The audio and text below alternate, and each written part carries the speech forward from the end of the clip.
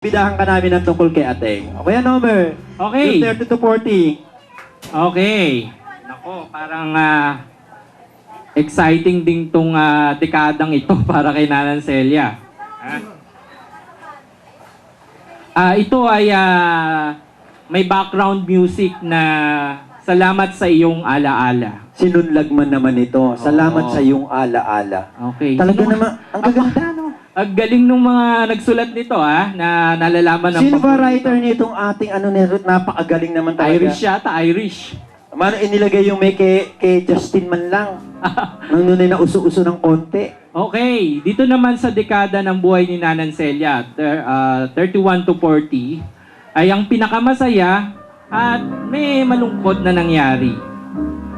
Unahin natin ang masasaya. Pagkatapos ikasal, di na sila kinakailangan bumalik ng Maynila dahil nagkaroon sila ng tailor shop sa kanilang tirahan. Dito po ba yun sa akta? Oo, dito daw.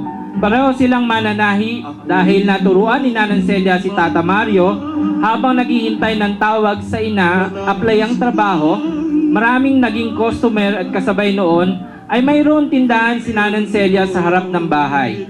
Maayos at masagana ang buhay. Hanggang sa natanggap sa natanggap sa Baliwag Transit si Tata Mario bilang driver. 1971 nang ipinanganak ang panganay nilang anak. 1973 ang pangalawa at 1975, parang 1974 to. 1974 ang bunso. 1974, yeah. So kilala natin panganay, si Ate Maricel Sunod si Ate Malu. and si Kuya Elo. Ni minsan daw ay hindi sila nakitang mag-away ng kanilang mga anak. Oh, di ba modelong-modelo? Ngunit ang kwento, isang araw, sila ay maghihiwalay.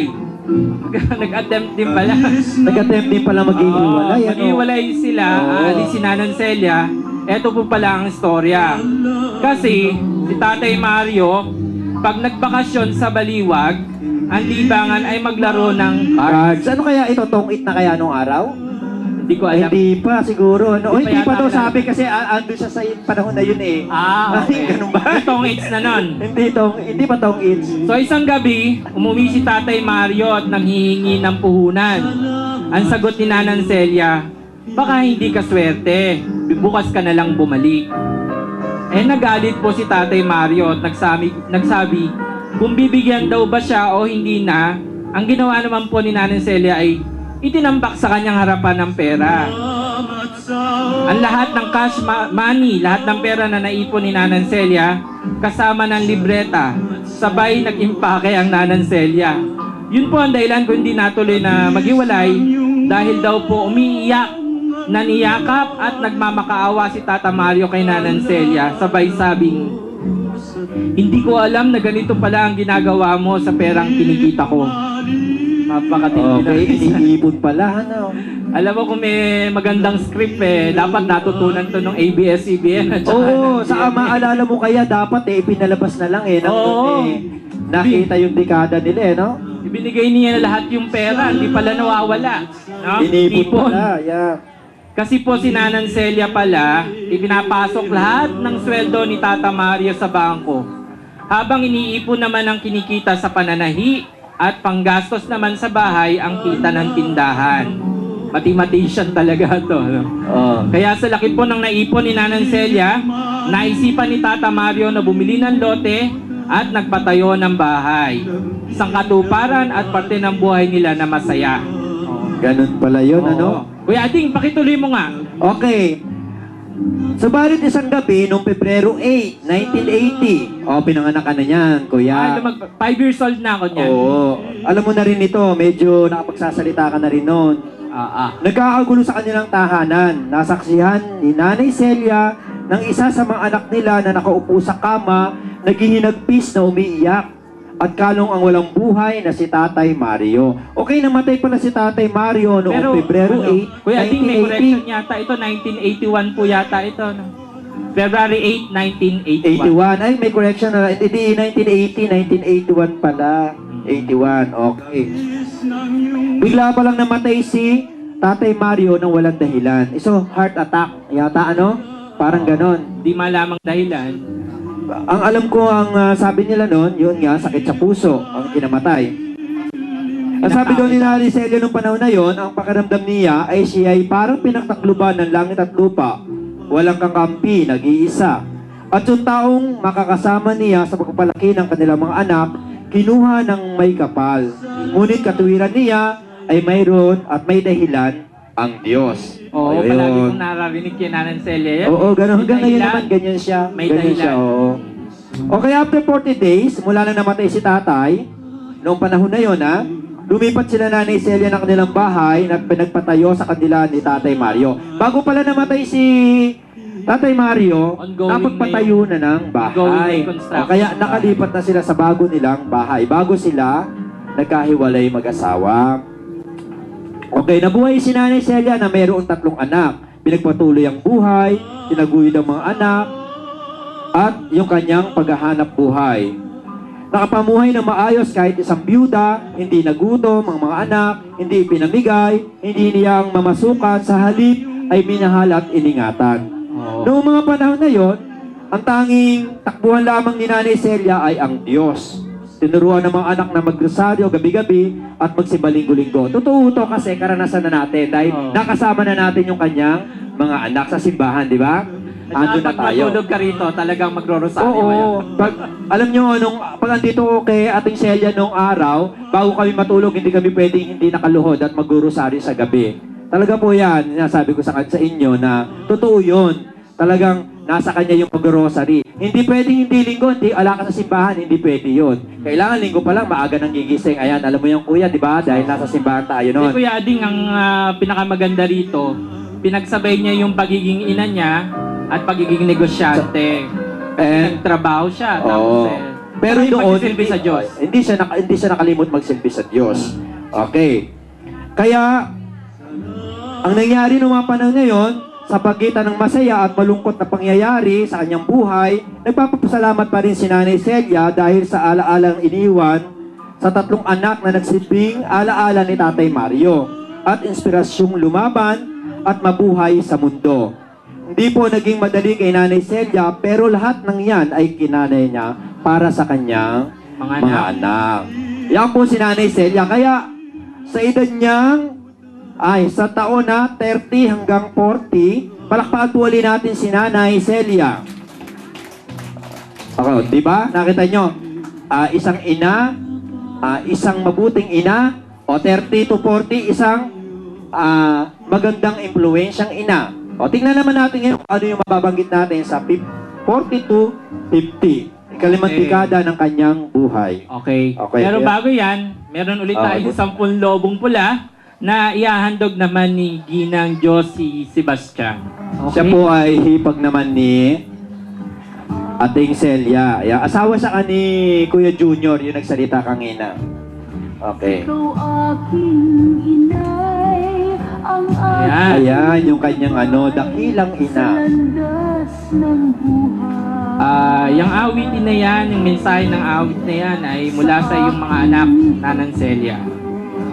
Kasi po, alam nyo, si Nanan Celia ay nangarap para sa kanyang mga anak. Hindi lang basta pangarap. Ito po ang kwento ng mabiyuda ay hindi natikmang naghirap o nanghingi sa iba para lamang may maipakain o makapag-aral ang mga anak. May ginawa po yung si Nanan Celia. Yung 2 anak na babae ay pinasok lamang sa public school. Nung high school, na ang tuition fee ay parang 50 pesos lamang kada taon. Samantalang nung yung bunso niyang anak at kaisa-isang lalaki, nung mag-high school ay pinasok sa private school, yung CIC, na 100 to 150 pesos po yata ang tuition fee monthly. Katuwiran daw po, ang mga babae makakaiwas sa fraternity, addiction at iba pa. Kaya kung sa private school daw papasok si Kuya Elo, maiiwasan po ang gulo. Tingnan po ninyo kung gaano niya iningatan ang kanyang mga anak at niayaw itong masaktan, kapakanan at kaligtasan palagi ng anak ang hangad. Pero walang tampo o inggit yung 2 babae dahil naiintindihan nila ang kanilang ina at mahal din nila ang kanilang kapatid. Tama po si Nanan Celia, lumaki ng maayos at malayo sa gulo ang bunsong anak. Dumating ang panahon na malapit nang mag-graduate ang panganay na si Maricel sa high school. Sinabihan po ni Nanay Celia na mag-dressmaker ka, Maricel. Tuwan-tuwa naman daw po itong si Maricel dahil ang buong akala, dahil byuda ang nanay ay hindi na siya magka-college. So parang in-anticipate pala ni Ate Cel na hindi na siya makakapag-aral. Kahit vocational, tuwan-tuwa si Ate Maricel. Nagkataon, kinausap din po si Maricel ni Lola Pita, ni Inang Pita, ang aming mahal na lola, na pag-aralin siya ng midwifery. So from dressmaking, midwifery, no? Subalit bago po mag-graduate si Maricel ng high school, namatay ang kanyang lola na nangako na siya ay pag-aaralin. Isang araw, laking gulat daw ni Maricel nang tawagin siya ni Nanang Celia at sabay abot ng pera at pinapupunta sa nursing school at mag-enroll bilang nurse. Gulat na nagtanong si Ate Maricel. Sabay sabi na wala na nga ang lola ko. Sino pa magpapaaral sa akin? At bakit nursing pa? Malaking bakit kay Maricel? Sagot lamang. Sagot lamang daw po ni Nanay Celia, bahala na ang Diyos. Baka makaya natin. Subukan natin. Dahil po masunuring bata si Maricel, nagpunta sa School of Nursing.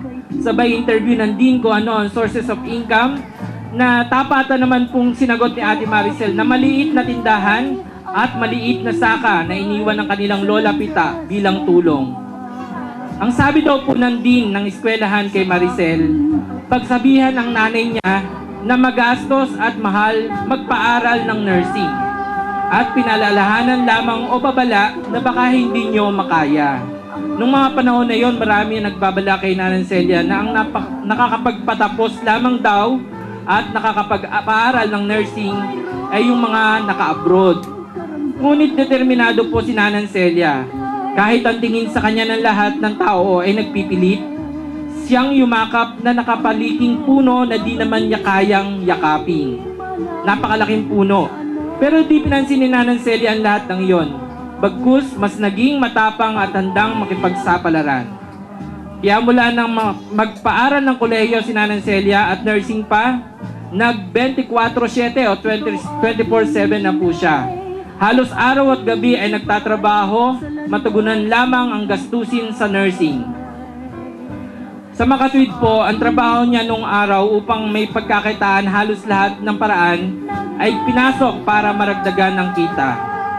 Alas 4 ng umaga nasa wet market sa Sangitan para makabili ng ilulutong ulam, pang-agahan at pananghalian ng mga kapitbahay. 5 to 6 a.m. nag-aapurang magluto ng lugaw, pansit, sopas, may kasama pang tindang pandesal para sa agahan ng kapitbahay. Mula alas 9 hanggang alas 11 ng umaga, apura ulit magluto ng mga 6 hanggang 8 putahe ng ulam. Alas 11 ng umaga hanggang 1:00 ng hapon, naglilinis ng kulungan ng baboy at magtatapon pa ng dumi ng baboy sa bukid. Pag-uwi, may sunong na isang sakong kangkong. Ang haba nito. Saka nung panahon na yun, siguro ngayon wala nang ganun na magulang, ano? Oo, pag-uwi, may bitbit na isang ang mga nanay sakong ngayon, kangkong. pachat-chat na lang. Nakaupo, online. Oo, teka. siyempre yung Like. kangkong para doon sa para daw mabilis tumaba ang baboy. Natikman din po ni Nanay Celia magmanukan sa ilalim ng kanilang bahay. Matulog sa kulungan ng baboy, lalo na nanganak ang inahin sa takot na mabawasan, may maipit na kulig, mababawasan ang kita. Then alas 3 hanggang alas 4 ng hapon, balik sa palengke para mag-grocery. Pag-uwi, may bulto-bultong paninda na kailangan repakihin gaya ng uling, asukal, asin at bigas. At pag nakasingit pa yan, magtitinda pa yan ng mga kakanin. Pwedeng nilagang mais, kamote Q, banana Q, halo-halo kung anong season, sige, pati sago at pagpapalako ng ice candy. Naubos na ang oras ni Nanay Celia pag gumagabi na, magluluto pa yan ng pulutan. Kasi lumalakas ang benta ng beer pag may pulutan. Pero kahit ano pasukin negosyo ni Nanay Celia o iluto o gawin lahat, nauubos ito, nabibili at kumikita talaga ng maayos. Isang magaling na negosyante si Nanay Celia. Sa mga bandang alas 9 ng gabi, mag-uumpisang maupo si Nanay Celia. nakaupo hanggang mga alas 12 ng madaling araw, minsan inaabot pa ng alauna ng madaling araw. Nakaupo kasi apurang tinatapos ang matanggap niya na patahi, especially yung mga uniform. Malakas lalo na kung magpapasukan, wala pong tigil si Nanan Celia. Sa mga tweet ko yading, si Nanan Celia ay isang kuratsa. Kuratsa, ang babaeng walang pahinga. Ayan. So, sa susunod na umaga, yun naman ang kanyang routine. Sobrang sakripisyo ang ginawa ni Nanan Celia para sa anak. Pero ang sabi ni Ate Maricel, ni minsan, hindi siya nanghingi ng promissory note sa school dahil late siya sa pagbabayad sa tuition fee. So, palagi po siyang nakakabayad ng tuition fee. Talagang pinakita nila sa dean, kaya nilang magbayad. Pero ang katotohanan po ay ito, maaaring sobrang diskarte si Nanan Celia, pero dahil nga sa lakas ng gastos sa nursing, may mga panahon na hindi naman kinakapos kung hindi nahuhuli ng konti ang dating ng perang kanyang inaasahang pambayad sa tuition fee. May mga tao pong dumating sa iba't ibang panahon, sa iba't ibang pagkakataon, na siguro po kada dasal, pinadadalhan lagi siya ng tulong ng Diyos. At yung mga tao kung iyon ay parang nagsilbing shock absorber sa buhay nila. Alam nyo naman po sa sasakyan yun, ano? Yung shock absorber. Kaya po gusto nilang pasalamatan ng taos-puso ang mga taong ito na naging parte ng buhay nila. Unang-una si Lola Pita, na sumubaybay sa kanila buhat ng mamatay ang kanilang tatay Mario at katulong nagturo ng gawaing bahay sa kanilang mga anak. Si Tata Ed, na halos hindi pinalabas ng bukid si Nanay, si Nanan Celia, para lamang magampanan ang pagiging nanay at iba pa niyang gawain. Si Nanay Lucy, na handang magpautang kahit na gaano kalaki. Wow! Hindi ko yata totoo yun. Si Kuya Jojo, na Ayan. nagpapahiram din ng pera. Si Nanan Janet, nagpapautang din ng walang tanong-tanong pa. At si Ellen Rason Paet, na nakagawa ng paraan nung araw na mag-half scholar ang dalawa pa niyang anak dahil nag-nursing ang second na anak at physiotherapy ang bunso. Maraming salamat daw po sa atin. Hindi po natin palakpakan yun, Okay. mahaba po yun, ha? Tinan mo nga naman yung sakripisyo pala ni ating ano? Napakadami. Kuya, ano ang Pero susunod sabi natin? Sino na? Asan na ba tayong dekada? Dekada 5 hanggang 6 na po. Naku, Okay. mabibisto na yung mag-aabot dito. Sino to? Okay, ang mag-aabot ng 10 lobo, walang iba kundi si Ate Lilay.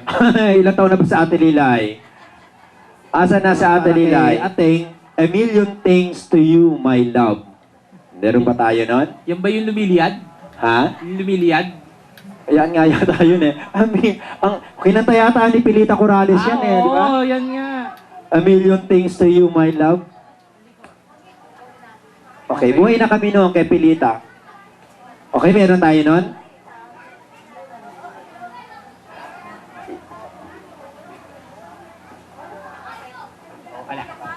Okay, Amil. Ikaw na lang kumanta, ikaw na lang. Hindi ko alam masyado yun eh. Lang, a million thanks to you, my love. A million thanks to you, my love. Yun ang alam kong ano nun, yung huli nun. Okay, noong 1991, ayan, ito yung taon ni ating na 50 to 60 years na siya nun. Yung taon niyang pagitan ng 50 hanggang 60 taon. 1991, nakatapos ang panganay na anak na nursing sa Ate Maricel yon. Si Maricel, nakatapos pala siya noong 1991 bilang isang nursing. Noong 1993 naman, nakatapos ang pangalawang anak na si Malu. Nursing din po siya. Noong 1995, si Elu din nakatapos din po. Kaya lahat ng anak ni Ating Celia ay nagkaroon ng titulado o nagkaroon ng mga diploma. Nakatapos lahat ng kolehiyo. At di basta-basta yung mga kurso. Oo, hindi basta-basta, talagang mabigat. Talagang pera, noong mga panahon na yun, pera yung kailangan. Hindi naging madali ang makahanap kaagad ng trabaho at maging maayos kaagad ang buhay. Si Nanay Celia pa rin ang patuloy na gumagabay sa kanyang mga anak upang magtagumpay. Ganun pala, kahit na noon, na time na yung mga anak niya nakatapos na, pero wala pa rin hanap buhay, kaya si Ating pa rin. Si Ating Celia pa din pala yung gumagabay para sa mga anak niya. Kagaya ni Maricel, hindi niya pinayagang mamasukan after graduation para makatulong. Sa halip, sinuportahan pa sa pagbo-volunteer at matyagang naghintay 1990 po na magkaroon ng permanenteng trabaho. Alam ko yata yan, sa PJG na yata ito no? Nagkaroon na siya ng trabaho doon. Kaya naayos ang kanyang trabaho doon at nagkaroon ng nakatulong na siya, si Maricel, sa kanyang magulang. Si Marilu, na makatapos ng nursing, labag man sa kagustuhan ni Nanay Celia, ay nag-abroad sa Taiwan. Ayun, nagpunta na si Marilu sa Taiwan. Naging maayos ang kalagayan naman ni Marilu doon. May dahilan pala kasi doon niya makikilala yung kanyang asawa na naging manugang ni Ateng, si Arnel.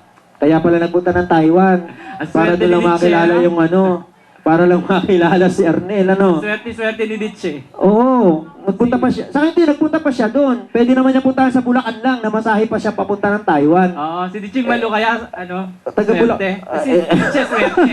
Si Arnel. Hindi natin alam Okay. Isang araw ng kanyang buhay, si Arnel yung nakapagpangiti sa isang araw ng kanyang buhay kay Marilu. Kaya